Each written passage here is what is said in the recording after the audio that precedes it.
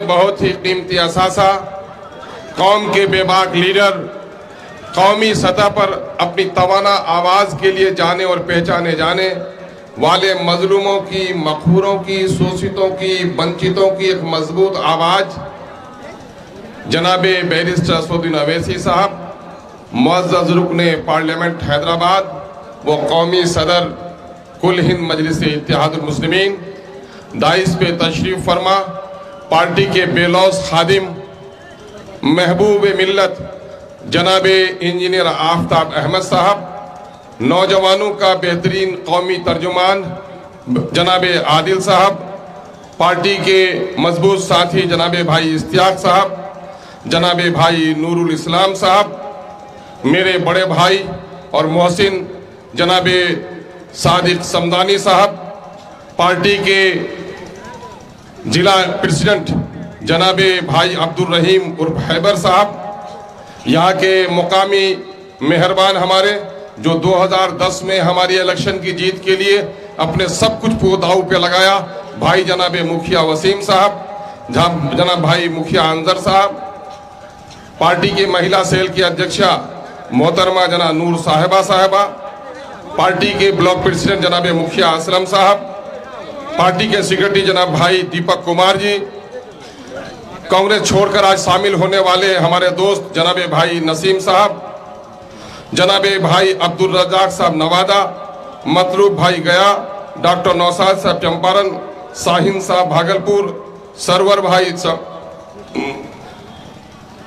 भाई सिवान और जनाबे रहमत भाई व राशिद भाई अररिया, आज की निजामत कर रहे अजीजी मासूम साहब, और इस वक्त पहली बार एमएलए बनने के बाद हमारे बिहार के जिम्मेदार तेलंगाना स्टेट के रुकने असेंबली जनाबे भाई माजिद हुसैन साहब, हैदराबाद से आए हुई हमारी मुखलिसों की टीम के सरबराह जनाबे भाई मंजूर साहब, इंजीनियर साहब और दिगर रफ़का, मीडिया के अच्छे साथियों और एमआईएम के सभी दोस्तों और मेरे अजीजी भाई दीपक जी, मेरे पास अल्फाज नहीं कोचा धामी की सरजमीन के लोगों, मैं आपके एहसानात का शुक्रिया किस लफ्ज में अदा करूं। मैं हमेशा ये सोचता हूं, डरता हूं और घबराता हूं, न बड़े दौलतमंद का बेटा रहा, न मेरे बाजू में वो ताकत रही जालिमों की कि मुझसे कोई घबराया।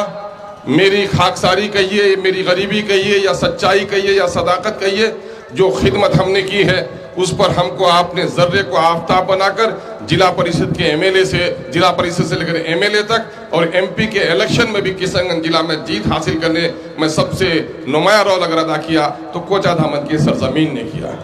अमोर बैसा से आए हुए हाफिज गनी साहब भी यहाँ पर मौजूद हैं, मुखिया इफ्तिखार साहब भी मौजूद हैं। तकलीफ न हो, इस सरजमीन ने मुझे पहचाना और आप लोगों ने मुझे गले लगाया, मैं आपका भी शुक्रिया अदा करता हूँ। मैं दो तीन बातें कहना चाहता हूँ। आप जितने मुश्ताक हैं और जितने बेताब हैं अपने लीडर को सुनने के लिए, मेरी आंखें उन्हें देखने के लिए भी बेकरार रहती हैं और कान सुनने के लिए भी बेचैन रहता है, लेकिन कुछ दर्द की दास्तान है जो सुना देना लाजिमी समझता हूँ। मेरे भाइयों, इस वक्त एमएलए के जिम्मे जो काम होता है, सड़क, पुल, पुलिया, बिजली और तरक्की के काम होते हैं। गवाही दे दो, ये सड़क जो सामने में चलती है, गाड़ियां दौड़ती हैं, इसको पीडब्ल्यूडी में जाने का मेरे जमाने में नोटिफिकेशन हुआ, मजबूतीकरण मेरे जमाने में हुआ। ये जो देख रहे हो सामने में बगलबारी का पुल टूटा था तो लोगों ने कहा था कि 6 महीने के अंदर न बना तो अख्तुल ईमान के असेंबली के लिए भी जाना मुश्किल होगा। अल्हम्दुलिल्लाह दूसरी जगहों के पुल टूटे थे, नटवापाड़ा में 3 साल तक नहीं बने थे, अख्तुल ईमान ने 3 महीने में इसका काम शुरू करा के आपको दिखा दिया था। परिहारपुर का देख लो, दाती का पुल देख लो, नरकली हाट का पुल देख लो, पुलिया देखो, या एक साथ कैबिनेट करके 30 हाई स्कूल बनाने का देखो, या 2012 में बिजली का जो यहाँ पर सैंक्शन हुआ है ग्रिड, उसको देख लो। तो मैं समझता हूं कि मेरे कामों पर पानी फेरने की जो दलाल लोग कोशिश करते हैं, आपकी सदाकत की आंखों से वो काम छुपे हुए नहीं रह सकते। लोगों, एक काम और है जो असल काम है कि आप कानून 2 जगह बनता है, पार्लियामेंट और असेंबली में। असेंबली में जब फिरका वाराना कानून बना और वहां से चोर दरवाजे से जब इस मुल्क में हिंदू और मुसलमानों को लड़ाने के लिए, हमारी गंगा जमनी तहजीब को मिटाने के लिए कुछ बेईमानों ने हमारे बच्चों को मुशरिकाना प्रोग्राम के लिए सूरज नमस्कार का वो फरमान जारी किया, तो आपके इसी बेटे ने लड़कर पूरे बिहार के बच्चों के मासूम जहन में शिर्क से बचाने का काम किया, वो भी आपको याद होगा। मेरा यकीन है ये सारे धर्मों का मजहब है, सारे धर्मों को अपने धर्मों के आदर्श का पालन करना चाहिए और दूसरों का आदर करना चाहिए। हम सनातन धर्म हो या बौद्धिज्म हो या ईसाइज्म हो, हम उसका आदर करते हैं और मुसलमान होने की हैसियत से अपने मजहब का पालन करते हैं। यही सेकुलरिज्म है, इसकी आवाज आपके बेटे ने उठाई है। मुल्क इस वक्त दोराहे पे खड़ा है। आया इस मुल्क में तमाम तो लोगों के मजहबी अकीदे बाकी रहेंगे या नहीं रहेंगे? इस मुल्क में लोगों के अकीदे, लोगों के मसाजिद तोड़े जा रहे हैं। ऐसे वक्त में जरूरत इस बात की है कि माजी की तरफ फिरो। हमारे बुजुर्गों ने जो कुर्बानी दी आज़ादी की, और आइन को बनाने में दस्तूर साज कमेटी के जिम्मेदारों ने जिस तरह से इस मुल्क में गंगा जमनी तहजीब, हिंदू मुस्लिम सिख ईसाई सभी के अकीदे की हिफाजत की है, आज मोदी और योगी की सरकार में इन चीजों को तोड़ने की कोशिश की जा रही है। मेरे और आपके मोहसिन इंसानियत ने यह फरमान जारी किया है, जब बुराई को देखो तो हाथ से रोको, न हो तो जबान से टोको। गोंगो की औलादें बार बार ये कहती हैं कि बोलने से क्या होता है। अल्हम्दुलिल्लाह, बोलने से तो सब कुछ होता है। ये मैं बार बार कह चुका हूं, दोहरा कर नहीं कहूंगा। ऐ गोंगे, तू जब हम पर इल्जाम भी लगाता है तो बोल ही कर लगाता है, नाच कर नहीं लगाता है। बोलने से यही होता है। लेकिन मसला ये है कि आज हम जहां जिस बात के लिए कह रहे हैं, वो ये कह रहे हैं इस मुल्क में जिस कौम की सियासी ताकत घटेगी, आज़ादी के वक्त हमारी मस्जिदें तोड़े गए, मस्जिदें तोड़ी गई, मदरसे नजर आतिश किए गए, लेकिन आज अल्हम्दुलिल्लाह उससे आलीशान मस्जिद और मदरसे हमने बना लिए। मैं इसका मुनकर नहीं हूं, लेकिन आज इनकी हिफाजत की जो जरूरत पड़ी है वो सिर्फ मुनाजात से नहीं होगी, मस्जिदों के दुआओं से नहीं होगी, मदरसे के दुआओं से नहीं होगी। जब तक पार्लियामेंट असम्बली में आपकी तवाना आवाज नहीं होगी, आप अपने इन अकीदत के मराकिज को तहफ़्फ़ुज़ नहीं कर सकते। उसके लिए जरूरी है कि आपकी लीडरशिप हो। दुनिया में जो कौम लीडरशिप पैदा करती है वो दुनिया में इज्जत के साथ रहती है। मौलाना अबुल हसन अली नदवी रहमतुल्लाह अलैह का वो कौल आपको याद होगा, तुम्हारा बच्चा पंज वक्ता नहीं तहज्जुद गुजार हो जाए। अगर तुमको सियासी शऊर न मिला तो तुम्हारे पंज वक्ता पर भी पाबंदी लग जाएगी। लोगों, आज हम उस जगह पे खड़े हो गए। आकाए मदनी की जिंदगी देखो, 53 साल तक दावत दी, मुट्ठी भर लोगों ने कलमा पढ़ा, लेकिन जब मदीना पहुंचे तो दावत ही नहीं, दावत के साथ ताकत भी थी। ताकत का हुसूल ईमान का हिस्सा है, सदका देना ईमान का हिस्सा है, देने वाला हाथ ऊपर रहता है। इसलिए इस मुल्क के ज़मामे कार में अपनी मौजूदगी को दर्शाना हमारा और आपका अखलाकी फरीजा ही नहीं, मैं तो समझता हूं कि इस वक्त का दीनी फरीजा भी है। उसके लिए जरूरी है कि इन ऐवानों में उन लोगों को मत भेजिए जो दूसरे की पार्टियों के टिकट की बुनियाद पर गुलाम बन जाए, बल्कि वोट आप दे रहे हैं तो आपका जो तर्जुमान बने उसको भेजने की कोशिश कीजिए। और मिल्लत की जो तर्जुमानी, कौम की जो तर्जुमानी बैरिस्टर असदुद्दीन अवैसी कर रहा है और उसके नक्शे पा में चलकर अख्तरुल ईमान ने जो कोशिश की है, यकीनन कोच आधामन के नौजवानों, तुम्हारा सीना फूल जाता होगा जब तुम असेंबली और पार्लियामेंट की दास्तान को देखते हो। मैं चाहता हूं सिर्फ 2 लफ्जों में आपको कह दूं कि इस वक्त जो सबसे बड़ी दुश्मनी है, हमारे लोग काटे जा रहे हैं, मारे जा रहे हैं, पीटे जा रहे हैं, मुकदमा में फंसाए जा रहे हैं। अभी हमारे एक मजबूत साथी असलम साहब का खून हुआ, उससे पहले सीवान में आरिफ का खून हुआ। और इन जालिम ताकतों को कह देना चाहता हूं कि तुमने हमारे लोगों का खून किया है, खून शहीदा कभी राएगा न जाएगा। और यकीन है कि तुम्हारे नापाक तमन्नाओं का खून जरूर होगा। जब भी शहीद के खून का कतरा जमीन पर गिरता है तो जाया नहीं होता, बस इनकलाब फूटता है। यकीनन है, हमने देखा है जमाने को, बहुत सारी आजमाइश को देखा है, हम इससे डरने और घबराने वाले नहीं है। तुम कह रहे हो कि हम क़यादत से रुक जाएंगे, हमारे बुजुर्गों ने हमें यही सबक पढ़ाया है, गर्दन झुकाकर जीने वाला गुलाम होता है। जब बैरिस्टर असदुद्दीन अवैसी साहब के दादा पुलिस एक्शन के बाद अपनी क़यादत को खड़ी करने के लिए हैदराबाद में आवाज लगा रहे थे, लोग कह रहे थे अब्दुल वाहिद अवैसी जो बचे हैं उसको भी मरवाओगे।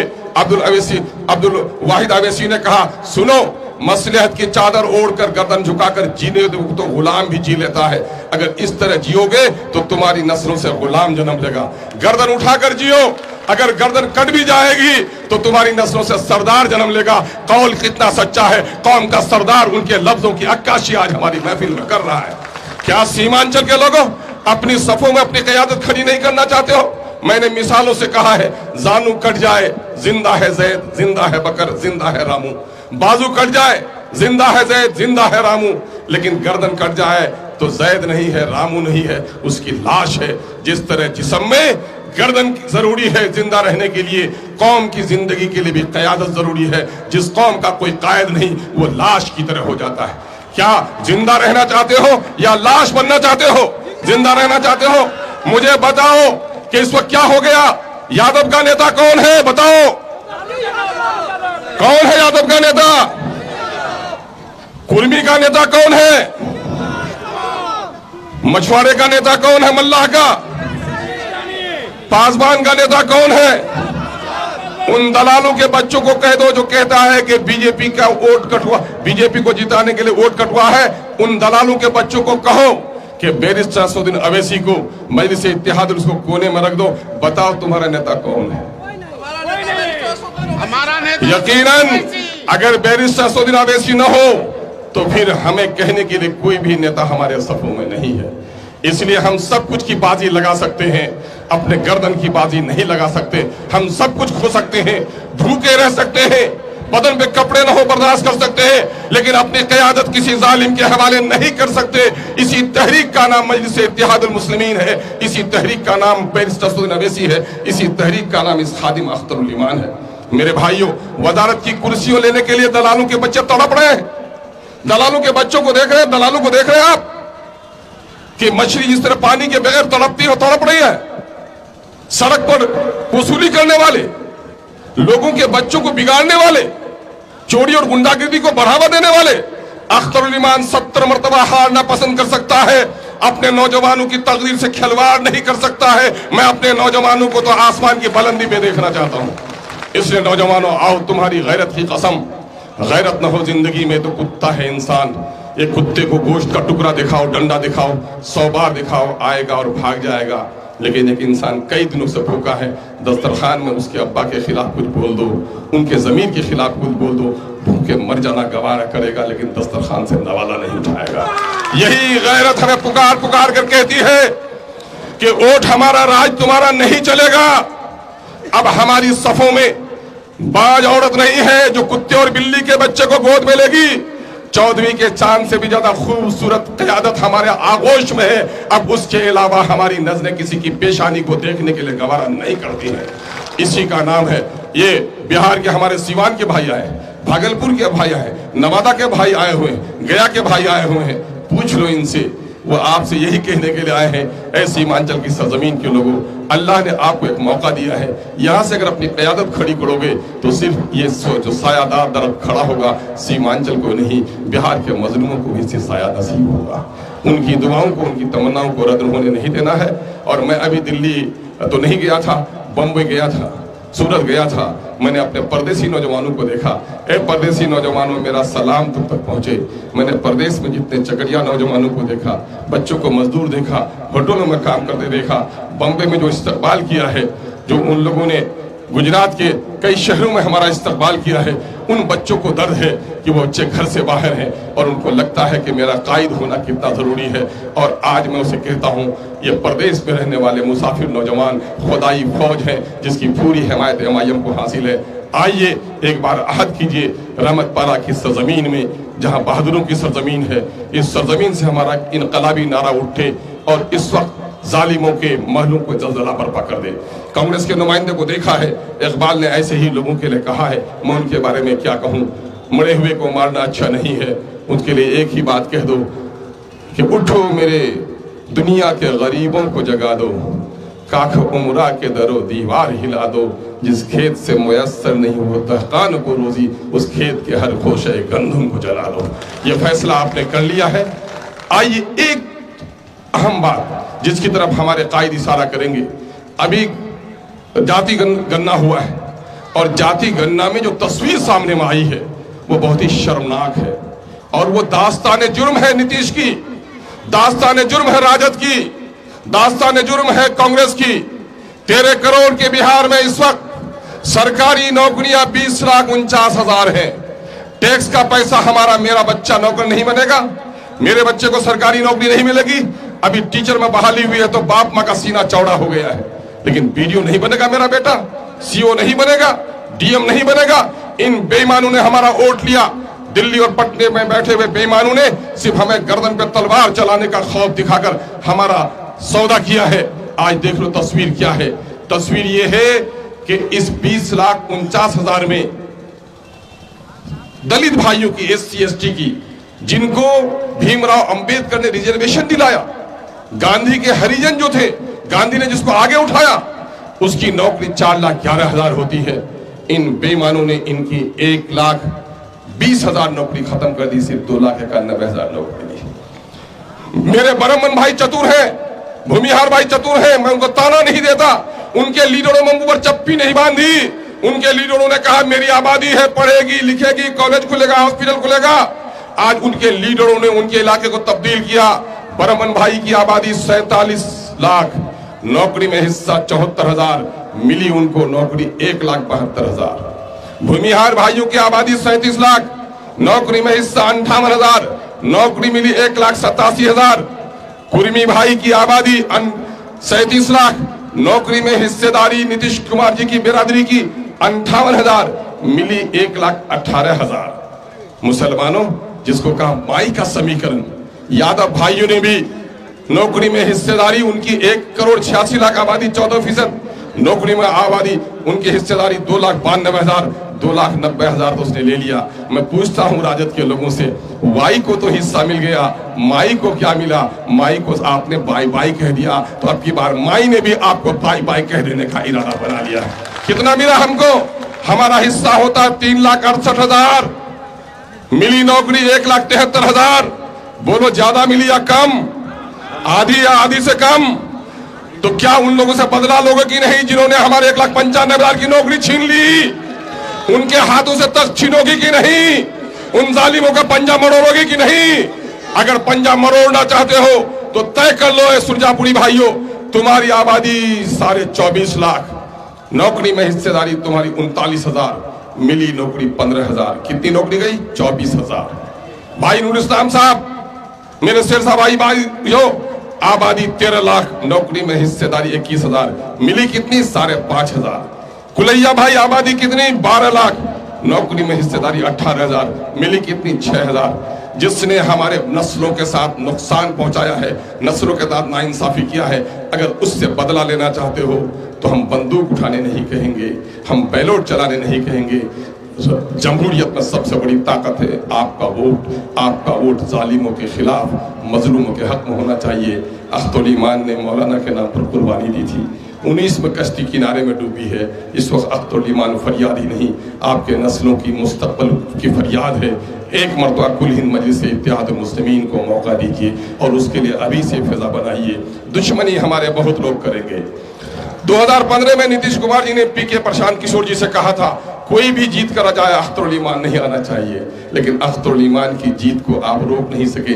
एक को रोकना चाहता, 5 के साथ पहुंचा। और आज जालिम ताकतों को कह देना चाहता हूं, मेरी तारीख शाहिद है कि फिरौन ने घर घर पर पहरा लगा दिया था कि कोई बच्चा जन्म ले तो उसे कत्ल कर दो, बच्ची हो तो जिंदा रहने दो। लेकिन मूसा की पैदाइश और परवरिश को कोई नहीं रोक सका। अगर ऊपर वाले ने अख्तरुल ईमान के बारे में फैसला कर दिया है, तुम लटक जाओगे, लेकिन सीमांचल के मजलूमों की आवाज पार्लियामेंट में जरूर पहुंचेगी। फानूस बनकर जिसकी हिफाजत हवा करे, वो शम्मा क्या बूझे जी रोशन खुदा करे। अस्सलाम वालेकुम। अख्तरुल ईमान साहब जिंदाबाद।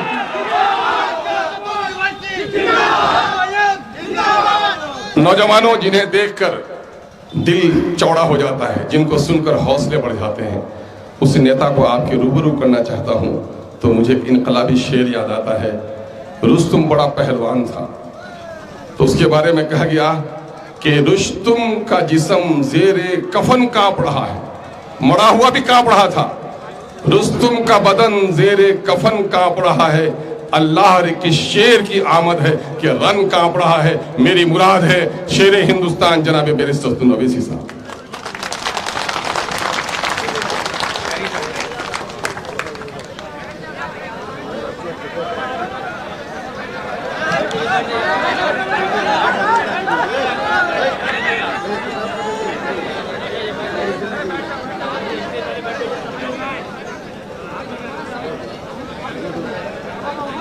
औज़ु बिल्लाहि मिनश शैतानिर रजीम, बिस्मिल्लाहिर रहमानिर रहीम।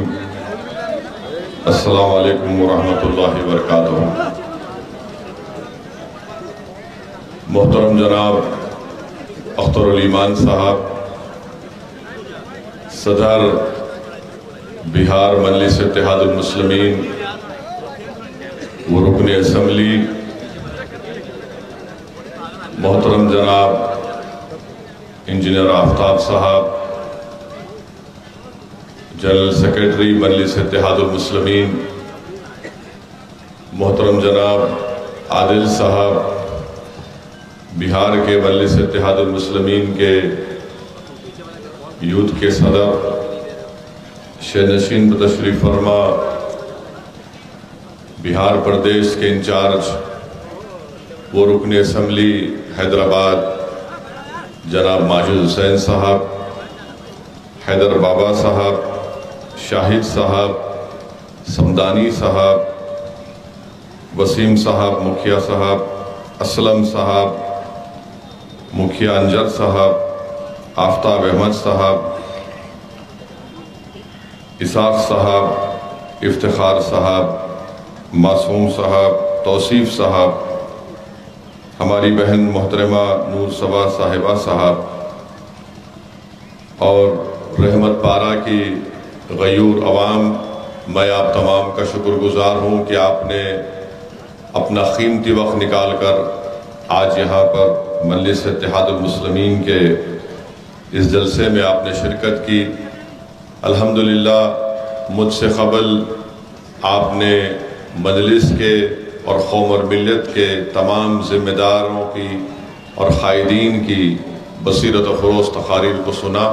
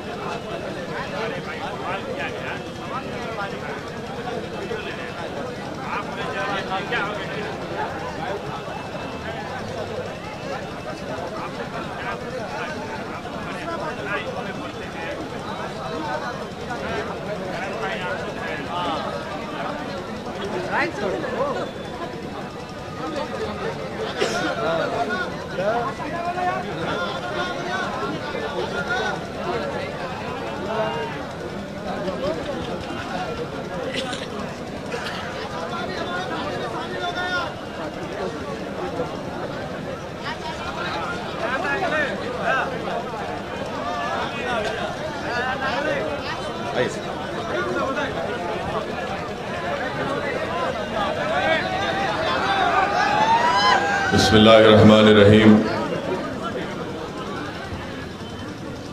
रहमत पारा की गयूर अवाम, आपका बेहद शुक्रिया कि आपने अपना कीमती वक्त निकाल कर आज मजलिस इत्तेहादुल मुस्लिमीन के इस मीटिंग में आपने शिरकत की।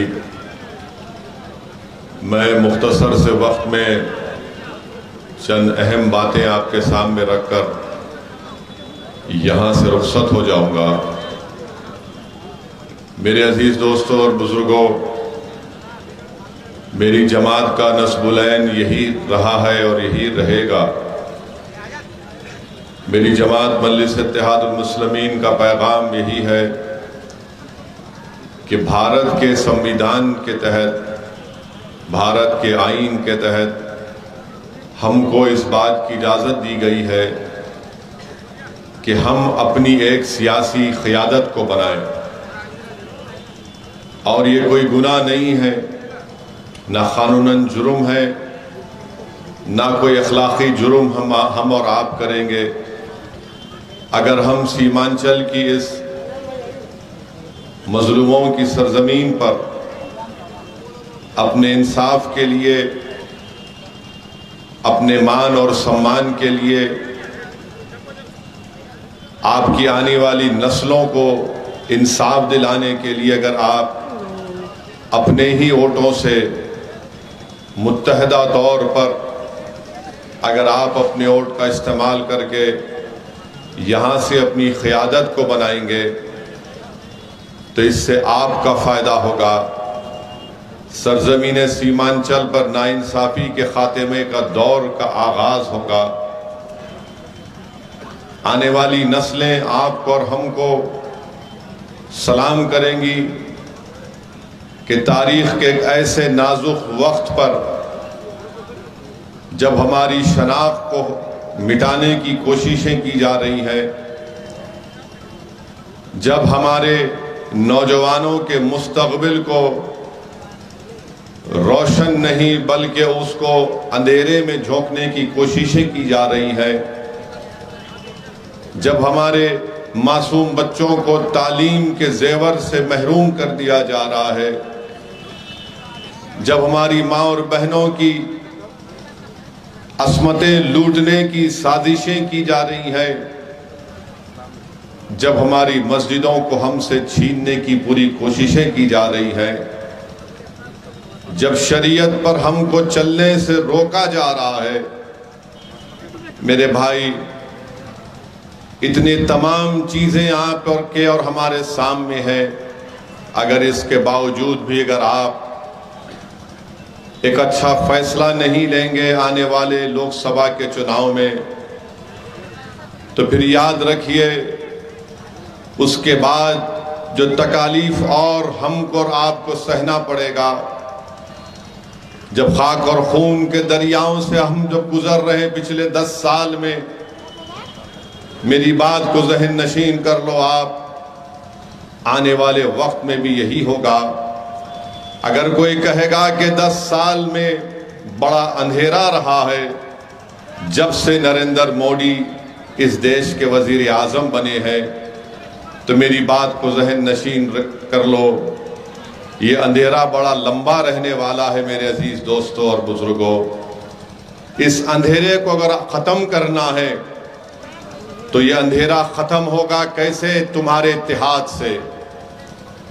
ये अंधेरा ख़त्म होगा तुम्हारी दूरंदेशी से। ये अंधेरा उस वक्त ख़त्म होगा जब मिल्लत के गयूर नौजवान इस बात को समझेंगे और कहेंगे कि अब हम अपने मुस्तक़बिल के फ़ैसले हम खुद करेंगे।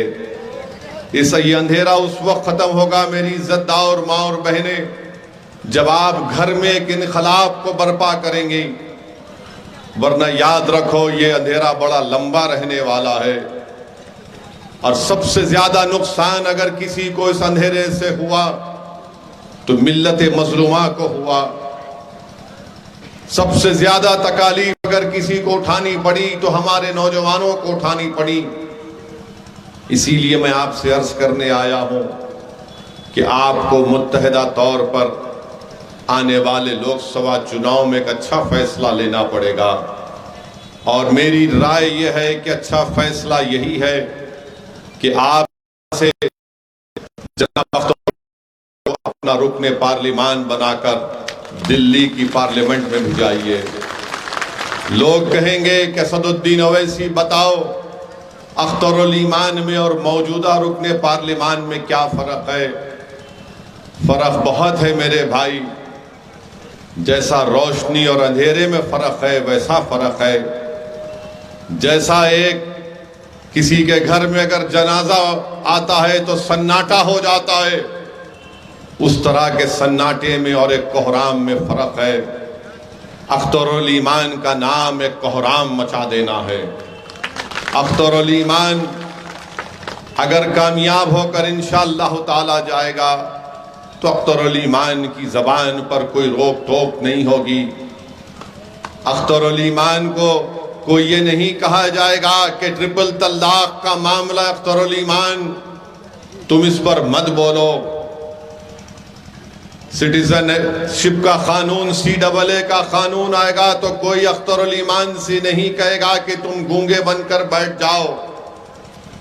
सीमांचल की बात होगी पार्लियामेंट में, इंसाफ की बात होगी।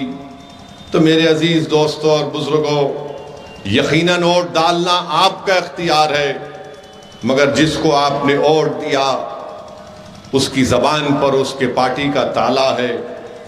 वो पार्टी कभी नहीं बोल सकती आपके बारे में, सीमांचल के बारे में। जब पार्लियामेंट में, पिछले पार्लियामेंट में आखिरी जो पार्लियामेंट का सेशन हुआ उसमें नरेंद्र मोदी की सरकार ने 22 जनवरी को बड़ा तारीखी दिन कहा गया, उसके ऊपर बहस पार्लियामेंट में हो रही थी। तो उठाकर देखो आप, मेरी बात का यकीन करने की जरूरत नहीं है। उठाकर देखो जिस शख्स को आपने किशनगंज का रुकने पार्लिमान अपने वोटों से मुंतखब किया, उनकी पार्टी ने क्या कहा पार्लियामेंट में, लोकसभा में। उठाकर पढ़ लो आप कि उन्होंने क्या क्या बातें कही थी और उसके बाद आप फैसला कर लो। जब मुझे मौका मिला बोलने का और इम्तियाज जलील जो हमारे औरंगाबाद के रुकने पार्लिमान है, तो हमने क्या कहा कि 22 जनवरी की बुनियाद 6 दिसंबर 1992 में रखी गई थी।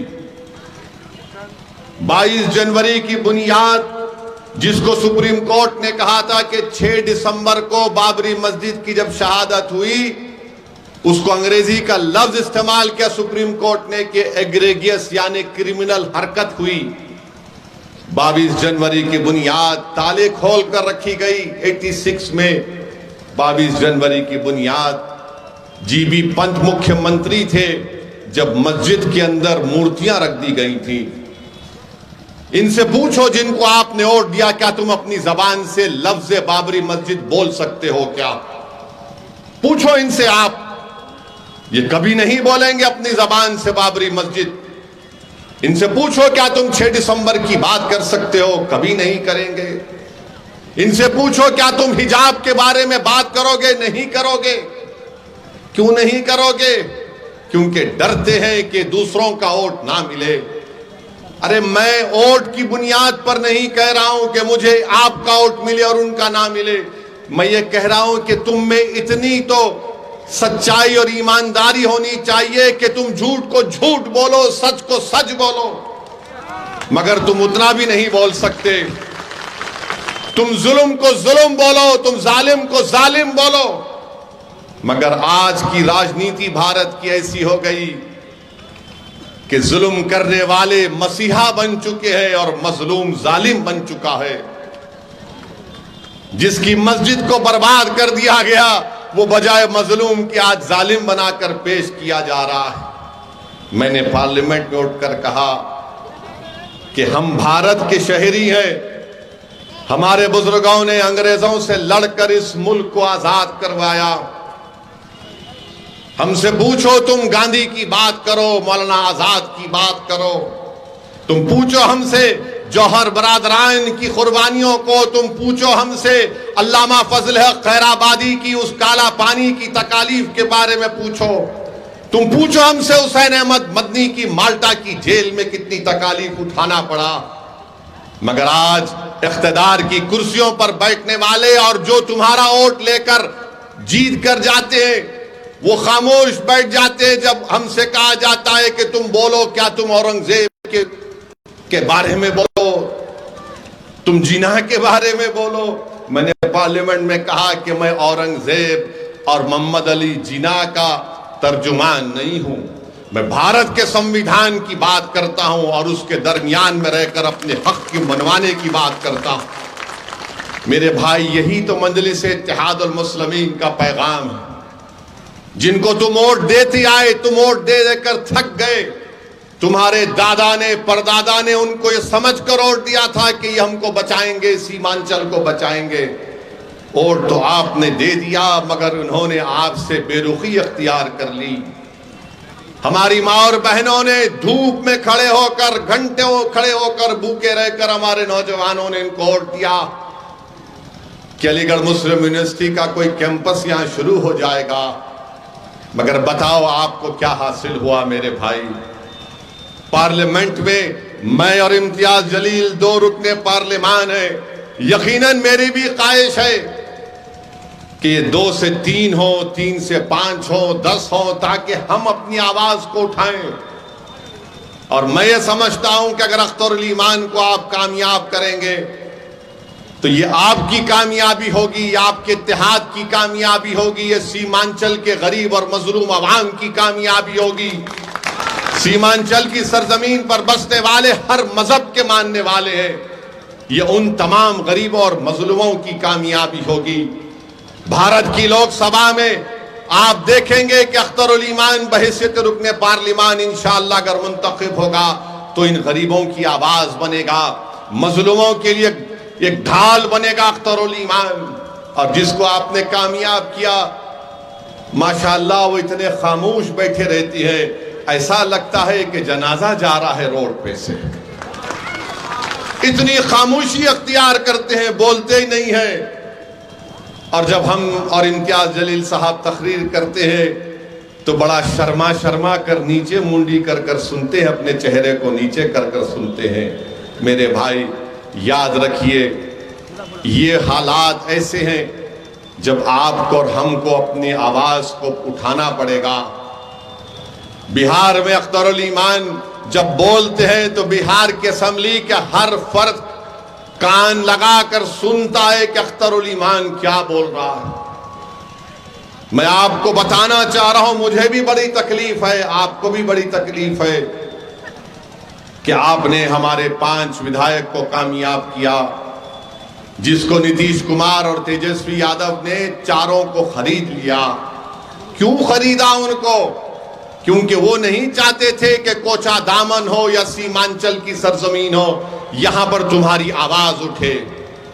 वो कभी भी इस आवाज को बर्दाश्त नहीं करेंगे। हां, यादवों की आवाज को बर्दाश्त किया जाएगा, कुर्मियों की आवाज को बर्दाश्त किया जाएगा, भूमिहार की आवाज को बर्दाश्त किया जाएगा, ब्राह्मणों की आवाज को बर्दाश्त किया जाएगा, अपर कास्ट की आवाज को बर्दाश्त किया जाएगा। मगर पूरे बिहार में और खास तौर से सीमांचल में किसी एक आवाज को कभी बर्दाश्त नहीं किया जाएगा। वो आवाज होगी अख्तरुल ईमान की। बेईमानों की आवाज को सुना जाएगा, मगर अख्तरुल ईमान की आवाज को नहीं सुना जाएगा। जो अपना जमीर बेचने के लिए तैयार हो जाएंगे उनको अपना रखीब बनाया जाएगा, मगर जो कहेगा कि मैं अपने गिरेबान के तार बेचने के लिए तैयार नहीं हूं, मैं सीमांचल के गरीब और मजलूमों के इंसाफ की लड़ाई लड़ता रहूंगा, तो उस आवाज को बर्दाश्त नहीं किया जाएगा। जो गरीबों और मजलूमों की हक की आवाज, उनके हक की आवाज को उठाएगा, उसको बर्दाश्त नहीं किया जाएगा। किसकी आवाज को बर्दाश्त किया जाएगा? जो इन अगियारों की चौखट पर जाकर अपना ईमान बेच देते हैं, जो अपने चेहरों को और अपने सरों को झुका देते हैं, जो बिकने के लिए तैयार है, जो नहीं बिकने के लिए तैयार है, उससे बड़ा इनको डर लगता है कि कौन है ये लोग। आज आपने देख लिया कि हमारे 4 विधायकों को इन्होंने खरीद लिया, इन बेईमानों को। मगर मैंने कहा था कि तेजस्वी, अल्लाह का इंसाफ जरूर होकर रहेगा। तुमने हमारे 4 को खरीदा, अल्लाह ने तुम्हारे को इख्तिदार की कुर्सी से निकाल कर फेंक दिया। और याद रखो, लालू यादव और तेजस्वी यादव, तुम जितने नंबर एमएलए के लाए हो ना, आप जिंदगी में कभी इंशाअल्लाह उतना नंबर नहीं लाओगे तुम। तुम नहीं लाओगे, क्योंकि तुम धोखे की सियासत करते हो। तुम में, मोदी में, नीतीश कुमार में कोई फर्क नहीं। मोदी, तेजस्वी और नीतीश कुमार एक हैं। इनकी सोच एक है, इनके काम करने का तरीका भी एक है। जैसा कोई पिक्चर में आप देखते हैं कि डबल रोल अब तो ट्रिपल रोल हो रहा है। तीन तीन मिलकर एक ही आवाज में बोलते हैं, और वो आवाज क्या है कि सीमांचल से कोई तुम्हारी आवाज ना उठे, अख्तरुल ईमान की आवाज ना उठे। हां, बेईमानों को बर्दाश्त किया जाएगा। मेरे भाई बताइए, आप कैसे इंसाफ होगा फिर? भारत की राजनीति में कानून कहां बनाए जाते हैं? कानून बनाए जाते हैं विधानसभा में या फिर भारत की सबसे बड़ी पंचायत लोकसभा में। अगर वहां पर तुम्हारी आवाज नहीं होगी तो कौन होगा? आज आपने देखा कि लोकसभा के इस आखिरी सेशन में मैंने पार्लियामेंट में उठकर कहा, अगर आप मेरी बात से मुत्तफिक हैं तो मेरी बात बोलने के बाद आप नारा लगाकर बता दीजिए कि सच है या नहीं। मैंने कहा था कि भारत में आज जो मुसलमान है वो अपने आप को इस तरह महसूस करता है जिस जमाने में हिटलर की हुकूमत थी, उस जमाने में यहूदी अपने आप को गैर महफूज समझते हैं। बताओ, क्या मैंने झूठ कहा या सच कहा? बताओ मेरे भाई, यही तो चीज है। हुकूमत के सामने सच्चाई को बयान करना, उनको बताना कि ये हम सोच है, तकलीफ हमको। मेरे अजीज दोस्तों और बुजुर्गों, मैं आपसे अपील कर रहा हूं कि चाहे सीमांचल हो या भारत हो, अपनी मस्जिदों को आबाद रखो। याद रखो, अपनी मस्जिदों को आबाद रखो। अपनी मस्जिदों को हमको हुक्म दिया गया, अल्लाह ने हमसे कहा गया कि अल्लाह के घर को वही लोग आबाद रखते हैं जो ईमान वाले हैं, जो किसी से नहीं डरते सिवाय अल्लाह के, और जो आखिरत पर भरोसा करते हैं। तो अपनी मस्जिदों को आबाद रखो। चाहे तुम किसी मसलक के हो, मस्जिद तो अल्लाह की है ना। अपने मस्जिदों को आबाद रखो। 600 साल की मस्जिद मेहरौली की, उसको शहीद कर दिया गया बगैर कोई नोटिस दिए। कोई नहीं बोला। ये पूछना था इनसे, आप जिसको आपने अपना वोट दिया था, किसने मेहरौली की मस्जिद की बात की? असदुद्दीन ओवैसी ने, मजलिस इत्तेहादुल मुस्लिमीन ने बात की। किसने कहा कि जो कोर्ट का फैसला आया वो गलत है? असदुद्दीन ओवैसी ने कहा। जब कर्नाटका में हमारे बच्चियों से हिजाब छीन लिया गया, किसने कहा? मजलिस ने कहा। बताओ, जब सब मजलिस करती है और कहती है तो ये लोग बोलते नहीं, ये मिले हुए हैं। अरे भाई, हम कहां मिले हुए हैं? तुम मिले हुए हो। तुमने नीतीश कुमार का साथ दिया तो आज बीजेपी सत्ता में है बिहार में। मैंने नीतीश कुमार को मुख्यमंत्री नहीं बनाया, तेजस्वी और लालू ने बनाया, और आज नीतीश कुमार मोदी के गोद में बैठकर चाय पी रहे हैं। बताइए, इसका जिम्मेदार कौन है? कभी आप सोचो कि आपने वोट दिया था इनको। गठबंधन, मैंने आपसे कहा था कि देखो नीतीश कुमार, ये लोग बीजेपी को एक दिन सत्ता में लेकर आएंगे। मैं बार बार आपसे कहता रहा, मगर आपके दिलो दिमाग पर गठबंधन का एक जादू छाया हुआ था। नहीं ओवैसी साहब, गठबंधन, मैंने कहा यह गठबंधन नहीं है, ये दोबारा सत्ता दे देगा बिहार में आरएसएस को, बीजेपी को। बताओ अब कौन जिम्मेदार है? मेरी शिकायत आपसे है, मेरी शिकायत तेजस्वी, नीतीश, मोदी से नहीं है। मैं आपको अपना समझकर, अपना बेटा समझकर, अपना भाई समझकर, अगर मैं गलत कह रहा हूं तो मुझे माफ कर दो। मैं आपसे शिकायत करने आया हूं। मैं कहां पर शिकायत करूंगा? मैं किसके सामने जाकर अपनी बात को करूंगा? मैं तो तुम्हारे घर पे आऊंगा ना। तुम्हारा घर मेरा घर है, तुम्हारा घर अकेला तुम्हारा घर नहीं है। इसलिए मैं बड़े फख्र से कहता हूं कि सीमांचल का हर घर असदुद्दीन ओवैसी का घर है। सीमांचल के हर नौजवानों के ख्वाब को पूरा करना अख्तरुल ईमान और हमारी जिम्मेदारी है। इसीलिए मैं अपनी शिकायत तुम्हारे सामने रख रहा हूं। सोचो आज मेरी इन बातों को। अगर इसमें सच्चाई है तुम्हारा साथ दो, अगर तुम समझते हो ये झूठ बोल रहा है तो ठीक है। मैं जो कुछ कह रहा हूं मेरा रब जानता है कि मेरी नीयत क्या है। अरे हम इलेक्शन लड़ते हैं तो वोट काटने के लिए लड़ते हैं। आज आपने देखा, आज मीडिया वाले हमको बता रहे थे, हमारे दोस्त, कि लालू यादव ने कहा कि अभी भी हमारे दरवाजे नीतीशवा के लिए खुले हुए हैं। लालू ने कहा कि नीतीश के लिए हमारे दरवाजे खुले। लालू जी पूरा घर ही दे दीजिए, नीतीश को बचा क्या है अब। हमारे घर के, आपका घर कहां रहा लालू जी, आप तो पूरा घर दे दिए।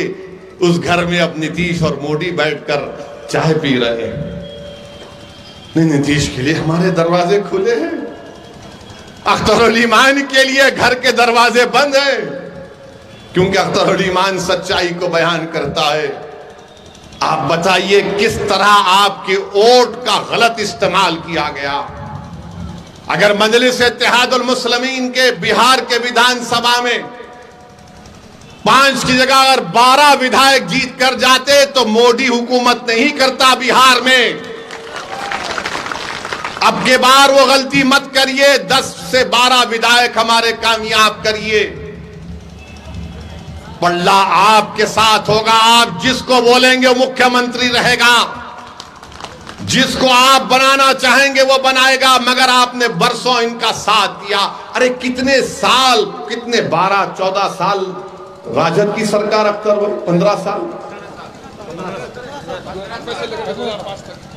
15 साल, और नीतीश कुमार पलटू मास्टर, इनके कितने 17 साल, 15 और 17 मिला दीजिए 27 साल, अब 32 साल हो गए। माफ करना, बिहारी मैथ्स में अच्छा होता है। 32 साल हो गए। 32 साल में तो 2-2 नस्ल तैयार हो जाती है, और बिहार में तो बच्चे जल्दी पैदा हो जाते हैं। ये बीजेपी वाले बोलते हैं 32 साल हो गए, उसके बावजूद भी हमारे जो सफों में जो ये लोग कमजोर लोग बैठे हुए हैं, जो अपना ईमान बेचकर बैठे। अरे 32 साल ही तो हुए ना, 100 साल कहां हुए। 32 साल में कितने घर बर्बाद हो गए। 32 साल में सीमांचल में कितनी जमीन कट गई। 32 साल में कितने किसान बर्बाद हो गए सीमांचल में। मगर हमारे दिमागों में बात बैठी हुई है, नहीं भाई सेकुलरिज्म को जिंदा रखना है। सेकुलरिज्म को तुम नहीं जिंदा रख सकते। ये सेकुलरिज्म को जिंदा रखने की बात हो रही है। सेकुलरिज्म जिंदा उस वक्त रहेगा जब तमाम लोग अपने आप को महफूज समझेंगे, चाहे दलित हो, मुसलमान हो, आदिवासी हो। सेकुलरिज्म की बात ये लोग अपने बेटे को मुख्यमंत्री बनाना चाहते हैं। लालू, मेरा बेटा मुख्यमंत्री बन जाए तो बिहार का कल्याण हो जाए, मेरा बेटा मुख्यमंत्री की कुर्सी पर बैठ जाए तो सबका टन टनाटन फायदा हो जाएगा। मेरे भाई, ये कब तक खानदान और पानदान की राजनीति चलती रहेगी, ये आपको फैसला करना है। अख्तरुल ईमान का आपने हमेशा साथ दिया। अख्तरुल ईमान ही ने बता दिया आपको कि कैसे 4 तो भाग गए, बंदरों की तरह दीवार कूद कर भाग गए। मैं उन 4 को कह रहा हूं कि आओ, निकल कर आओ सीमांचल की सरजमीन पर और बोलो वैसी के बारे में तुम में दम है तो बताओ, बताओ आके तुम लोग। और हद तो ये हो गई, यहां के जो विधायक हैं, यहां के जिसको आप और हमने उनके लिए बड़ी मेहनत की। आपने क्या क्या किया अल्लाह ही जानते हैं। वो क्या किए, तेजस्वी से दौलत लिए, दुबई में होटल खोले, दुबई में होटल खोले। होटल का नाम क्या लिखा, हैदराबादी बिरयानी। चलो शुक्रिया आजाद, कम से कम तुमने हैदराबाद को याद तो किया अपना जमीर बेचकर। अब बताइए आप ये कैसे लोग हैं। मगर हमारी तारीख गवाह है, करबला के मैदान में इमाम हुसैन को शहीद करने वाले गैर नहीं थे, मुसलमान थे। करबला के मैदान में इमाम हुसैन के साथ नमाज पढ़ते थे और नमाज के बाद आले रसूल पर तीर बरसाने वाले मुसलमान थे। टीपू सुल्तान को शहीद करने वाले गैर नहीं थे, मुसलमान थे। सिराजुद्दौला को नुकसान पहुंचाने वाले मुसलमान थे। तो हर दौर में यजीद, मीर जाफर और मीर सादिक रहे हैं, मगर हमको उनसे सबक हासिल करना है। मेरे भाई, अब की बार हम इन गद्दारों से दोबारा नहीं डसे जाएंगे इंशाअल्लाह ताला। मुझे यकीन है कि आप ये नीतीश कुमार और तेजस्वी यादव ने अपने इख्तिदार के नशे में, गुरूर में और इख्तिदार की दौलत का गलत इस्तेमाल करके उन्हें सीमांचल की आवाज को खत्म करने की कोशिश की। मैं नीतीश कुमार, तेजस्वी यादव को, नरेंद्र मोदी को कहना चाहूंगा कि तुम जमीर फरोशों को खरीद सकते हो, तुम अपने इख्तिदार और दौलत की बुनियाद पर, मगर तुम सीमांचल की आवाज को कभी नहीं दबा पाओगे। सीमांचल की आवाज उठेगी इंशाअल्लाह ताला, सीमांचल की लड़ाई जारी रहेगी। मैं मर भी जाऊंगा, मैं खबर में, मेरी जिस्म गल जाएगा मट्टी में, मगर सीमांचल की आवाज गूंजती रहेगी इंशाअल्लाह ताला। ये हमारा मकसद है। हम कोई राजनीति सिर्फ सत्ता में या इख्तिदार की कुर्सियों पर बैठने के लिए नहीं करते। हम सत्ता या राजनीति इसलिए करते हैं ताकि आपका फायदा हो सके, मजलूमों को इंसाफ मिल सके।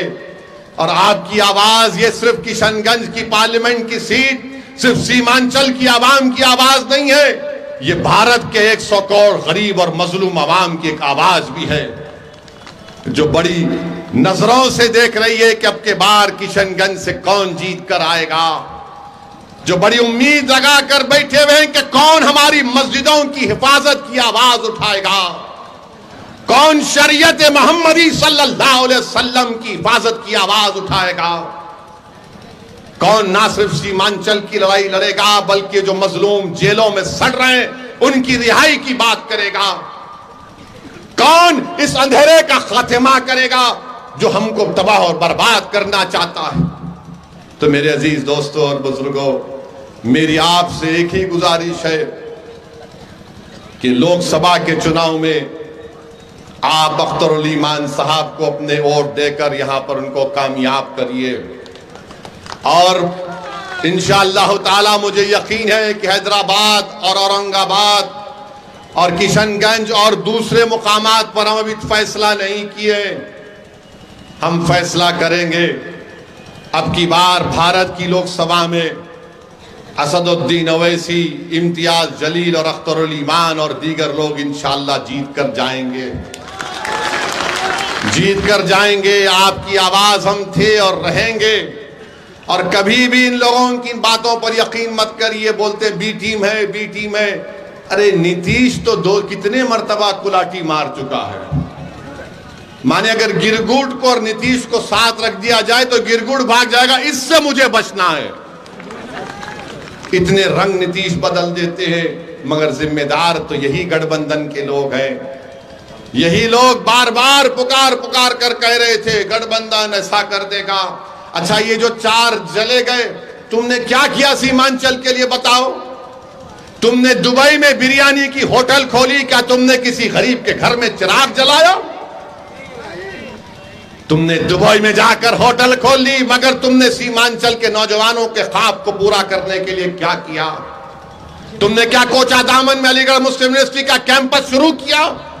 मुख्यमंत्री तुम्हारा, डिप्टी चीफ मिनिस्टर तुम्हारा, पूरी हुकूमत तुम्हारी, पुलिस तुम्हारी, नौकरशाही तुम्हारी। अरे तुम कमजोर हो, तुम्हारी कोई कीमत नहीं है। कीमत अख्तरुल ईमान की है, क्योंकि अख्तरुल ईमान के पास ईमान है। मेरे अजीज दोस्तों और बुजुर्गों, ये इन बातों को आप जरा संजीदगी से गौर करिए। और जो लोग मजलिस पर तनकीद करते हैं, मजलिस फिरका परस्त पार्टी है, नहीं है मजलिस।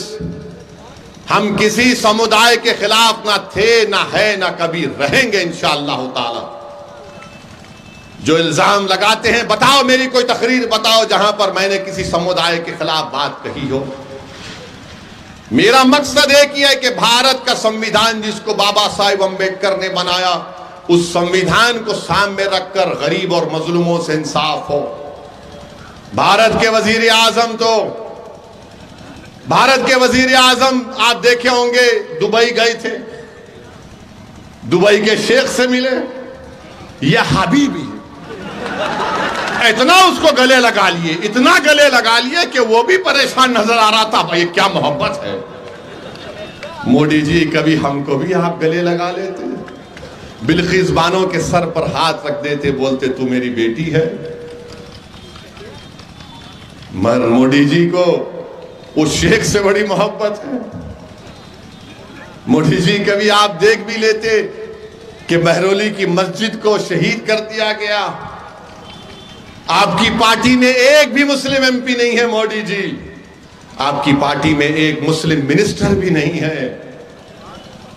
और मोदी जी बोलते सबका साथ, सबका विकास, सबका विश्वास। ये बोलने में अच्छा लगता है, अमल तो होता नहीं है।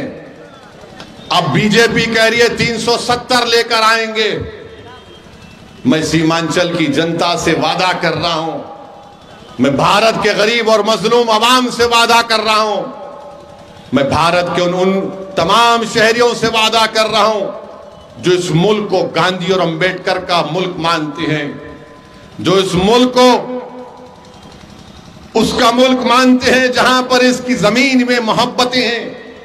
हम पूरी कोशिश करेंगे कि तीसरी मर्तबा भारत का प्रधानमंत्री नरेंद्र मोदी ना बने। हम पूरी कोशिश करेंगे इंशाअल्लाह ताला, हम पूरी कोशिश करेंगे कि दोबारा बीजेपी सत्ता में ना आए। मगर बताओ 2014 और 19 में कैसे बने नरेंद्र मोदी देश के वजीर आजम? मेरी वजह से बने। आप इनसे पूछो जाकर, ये तेजस्वी से और ये गठबंधन के लोग ओवैसी की वजह से बने। और जब मेरे सामने आते हैं मैं कहता हूं बोलो बाबू कैसे बने, बताओ। हम 3 सीट लड़े तो वो 306 जीत गए। हैदराबाद, औरंगाबाद, किशनगंज लड़े तो 306 कैसा जीत गए मोदी? इसका कोई जवाब नहीं है। याद रखो, मोदी अगर जीत रहा है तो तुम्हारे वोट से नहीं जीत रहा है मोदी। मैं खुलकर कह रहा हूं आज आपसे, मोदी अगर जीत रहा है तो तेजस्वी यादव का यादव मोदी के गोद में बैठकर कह रहा है कि तू मेरा नेता है। यह सच्चाई है और मैं इसको बता सकता हूं अगर ये लोग बहस करना चाह रहे मुझसे। आदादो शुमार मेरे पास है कि 2014 में कितने वोट मिले, 2019 में कितने वोट बीजेपी को मिले। और हमको हमारे गले में सांप डाल दिया जाता है, ए भाई भाई वो मौलाना, वो खिबला हजरत, अब के बार सेकुलरिज्म को बचा लो। हम बचाएंगे? अरे हमारी मस्जिद चले गई मेरे भाई, हमारी शरीयत पर हमला हो रहा है मेरे दोस्त, बच्चियों के सरों से हिजाब छीना जा रहा है मेरी मां और बहनों, मेरी मस्जिदों को अभी भी निशाना बनाया जा रहा है। मुझसे कहा जा रहा है कि तुम दूसरे दर्जे के शहरी हो, तुम क्या कर रहे हो बचाने के लिए? कब तक तुम अख्तरुल ईमान और ओवैसी पर इल्जाम लगाओगे? अरे बताओ तुम क्या किए? अरे तुम तो अपने आबा अजदाद की सीट को नहीं बचा सके। तुम नीतीश कुमार को दूध पिलाए, वो नीतीश कुमार अब आरएसएस और बीजेपी को बिहार में ला लिया। तुम सत्ता में थे, अच्छा हम गुनाहगार हैं तो बताइए, सीवान का भी हमारे भाई थे यहां पर, हमारे भाई ने कहा वो 7 साल का लड़का, क्या नाम था उसका, वो लड़का 7 साल का था, उसको जेल में डाल दिए। तेजस्वी डिप्टी चीफ मिनिस्टर थे। ये सेकुलरिज्म के बहुत बड़े चौधरी हैं ना, ये हम गुनाहगार हैं। मगर 7 साल का बच्चा क्योंकि मुसलमान था, वो 8 दिन जेल में था। कानून के मुताबिक जो 13-14 साल के बच्चे होते, 17 साल के, उनको जेल नहीं भिजाया जाता। 8 दिन, और 8 दिन वो बच्चे की मां जेल के सामने बैठी रहती थी कि मेरा बच्चा, उसने आवाज लगाई कोई नहीं बोला। अख्तरुल ईमान और असदुद्दीन ओवैसी बोले। रिजवान उस बच्चे का नाम था। 8 दिन के बाद वो बच्चा जेल से निकला। रामनवमी का जुलूस निकला, 100 साला मदरसे को जला दिया बिहार में, बिहार शरीफ में 100 साला मदरसे को जला दिया। कहां गया सेकुलरिज्म? कहां गया बी टीम? कहां गया ओवैसी वोट कटवा? तुमने हमने उनको बड़ा वोट दिया। क्या बोलते नहीं तेजस्वी? मगर तेजस्वी कब बोले? जब सत्ता निकल गई तो बोले अब हम दोबारा बनेंगे। मगर जब मदरसा जल गया, जब 7 साल का रिजवान जेल में चला गया, जब सीमांचल की लाखों एकड़ जमीन पानी में कट गई, तेजस्वी नहीं बोले। अब यहीं पर आकर कहा था ठाकुरगंज में कि हम सीमांचल डेवलपमेंट काउंसिल बनाएंगे। कहां गया डेवलपमेंट काउंसिल? मेरे भाई याद रखो, किसी कौम के लिए 70-80 साल एक बड़ा लंबा टाइम होता है। आप अब की बार किशनगंज से अच्छा फैसला लीजिए और जनाब अख्तरुल ईमान साहब को कामयाब करिए। अख्तरुल ईमान को अपना नुमाइंदा बनाइए। और आखिरी बात आपसे कहकर रुखसत हो जाऊंगा। ये जो सेकुलरिज्म के चौधरी हैं, 1350 कितनी नौकरी मिली सुरजापुरी भाइयों बहनों को? 15,359। मैं जिम्मेदार हूं, अख्तरुल ईमान जिम्मेदार है। क्यों नहीं दिया तुमने सुरजापुरियों को नौकरी? क्यों नहीं दिया? क्या पूछे यहां के एमपी जो आपने वोट दिया था तुमने क्या किया? पूछा? तुम्हारा गवर्नमेंट का सेंसस सर्वे है, मेरा नहीं है। तुमने हो सत्ता में 32 साल तुम सत्ता में रहे, मैं नहीं रहा। मैं तो तुम्हारे खिलाफ था और रहूंगा, मगर तुम रहे। अच्छा, कुलैया बरादरी 12,83,780 उनकी आबादी है। उनको नौकरी मिलना था 20,421 बिहार में, और मिली नौकरी 5,734। अरे बोलो, तस्लीमुद्दीन के बेटे अपने लिए नहीं बोल सकते तो अपने गयूर बाप के लिए तुम बोल देते कम से कम, जिसको सीमांचल का गांधी लोग कहते थे। बताओ, तुमने अपनी बाप की कुर्बानियों को पानी में मिला दिया पूरा। अब आप शेरशाहवादी भाइयों को देखिए, 13,26,000 उनकी आबादी है। बिहार सरकार कहती है नौकरी मिलना था 20,421, और नौकरी मिली हमारे शेरशाहवादी भाई बहनों को 5,734। 32 साल आपने हुकूमत दी लालू परिवार को, नीतीश को। अब फैसला करना पड़ेगा सुरजापुरी भाइयों को, शेरशाहवादी भाई बहनों को और कुलैया भाई बहनों को, जो 25 साल में तुमको बर्बाद कर दिए। अगर तुम फिर उनका साथ दोगे तो फिर तुम किसी पर इल्जाम नहीं लगा सकते तुम्हारी पस्तिका के सिवाय तुम्हारे गलत फैसले के। इसलिए इसका फैसला लीजिए और मजलिस का साथ दीजिए। यही चंद बातें हम आप तक कहने आए हैं। हम पहले भी कह चुके हैं और आज भी कह रहे हैं, मुझे सीमांचल की जमीन से मोहब्बत है। मुझे सीमांचल की जमीन के जनता से मोहब्बत थी, है और रहेगी। अल्लाह मुझे जब तक जिंदा रहेगा, मैं दुनिया के जिस कोने में रहूंगा, यकीनन मैं सीमांचल के इंसाफ के लिए दुआ करता हूं और करता रहूंगा। मैं हमेशा सीमांचल की लड़ाई मेरी लड़ाई समझकर लड़ता रहा और लड़ता रहूंगा। मेरी आपसे सिर्फ यही गुजारिश है कि अब की बार लोकसभा के चुनाव में मुत्तहिदा तौर पर सीमांचल के लिए अख्तरुल ईमान को कामयाब करिए, एमपी बनाइए। अस्सलाम वालेकुम व रहमतुल्लाहि व बरकातहू।